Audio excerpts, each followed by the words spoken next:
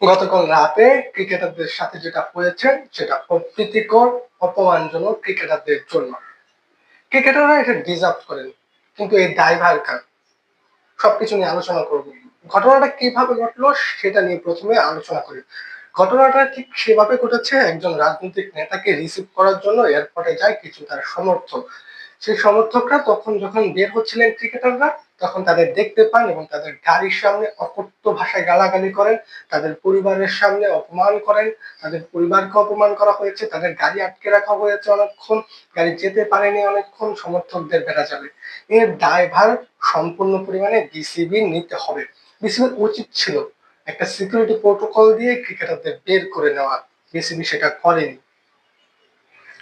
দ্বিতীয়ত, আমরা কি সমর্থকরা কি এরকম করতে পারি? সমর্থকরা এরকম করতে পারি কি পারি না সেটা বুঝতে হলে আগে বুঝতে হবে বাংলাদেশের ক্রিকেটের ফ্যান পেজটা কেমন। বাংলাদেশ ক্রিকেট ফ্যান পেজটা মাঠে গেলে জঘন্য খারাপ হয়, ক্রিকেটারদের সামনে গেলে জঘন্য খারাপ হয়। আমি নিজে আমার একটা অভিজ্ঞতা শেয়ার করতে চাই। আমি 4 মাস আগে বিপিএল এর একটা ম্যাচ দেখতে মিরপুর স্টেডিয়ামে যাই।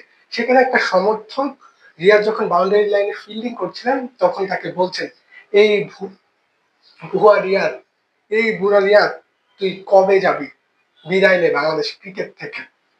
আর অনেক অকথ্য ভাষায় গালাগালি করছে, এগুলো বলার মতো না, বললাম না। এখন এই ক্রিকেট ফ্যানরা বাংলাদেশে একমাত্র রয়েছে হয়তো ক্রিকেট নামে একটা স্পোর্টস, সে বাদে আর কোনো স্পোর্টস নেই। এই ক্রিকেট ফ্যানরা একটু বেশি আবেগী। বাংলাদেশ কিন্তু 3টা ওয়ানডে হেরেছে, তার আগে কিন্তু 3টা টি-20 ম্যাচ জিতেছে। এটা মাথায় রাখতে হবে আপনাদের। এই ছেলেরা গত 6 মাসে শুধু টি-20 খেলেছে, ওয়ানডে মানে হাতে গোনা কয়েক ম্যাচ খেলেছে। টি-20 এবং ওয়ানডে দল প্রায় সেম। সে কারণে সমস্যাটা হয়েছে এবং সে কারণে আমার মনে হয় ব্যাটসম্যানরা অতিরিক্ত খারাপ করেছে। বিমানবন্দরে সবচেয়ে বেশি হেনস্থার শিকার হয়েছে নাইম শেখ। নাইম শেখ অতিরিক্ত খারাপ খেলেছেন। মানি অনেক ডট বল খেলেছেন, তার অ্যাপ্রোচে আপনি খুশি নন, এটা আপনার পার্সোনাল মতামত। আপনি সমালোচনা করবেন গঠনমূলক সমালোচনা, ক্রিকেটারদের ব্যক্তিগত বিষয় নিয়ে আপনি সমালোচনা করতে পারেন না। জাকির আলী চুইংগাম চিবায় নাকি কি করে এটা নিয়ে আপনার কথা বলার এখতিয়ার নেই। এই সব কিছু বিবেচনায় দর্শকদের একটা ভুল আছে। আরেকটা কথা, এটা কি পরিকল্পিত কোনো ঘটনা? আমার পার্সোনাল মনে হয় এটা পরিকল্পিত কোনো ঘটনা না, এটা সময় এবং স্থানকাল এক হয়ে যাওয়ার কারণে ঘটনাটি ঘটেছে। এবং বাংলাদেশ যেহেতু অতিরিক্ত মাত্রায় ওয়ানডে সিরিজটা খারাপ খেলেছে, সেই কারণে দর্শকদের এই প্রতিক্রিয়া। কিন্তু বিসিবি এটা এড়াতে পারতো চাইলেই। বিসিবি যদি প্রোটোকল দিয়ে ক্রিকেটারদের বের করে নিত, এরকম অপ্রীতিকর অবস্থায় পড়তে হতো না। নাইম শেখদের ফেসবুকে স্ট্যাটাস দিতে হতো না, তারা দেশপ্রেমিক।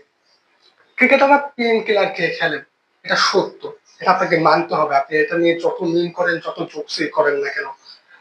একবার মুশফিক বলেছিলেন, আয়নায় মুখ দেখো। আজকে সমর্থকদের সত্যি আয়নায় মুখ দেখা উচিত। ক্রিকেটাররা দেশের সম্পদ। একটা দেশের একজন অ্যাথলেট একটা দেশের সম্পদ, তাকে আপনি ব্যক্তিগতভাবে আক্রমণ করতে পারেন না।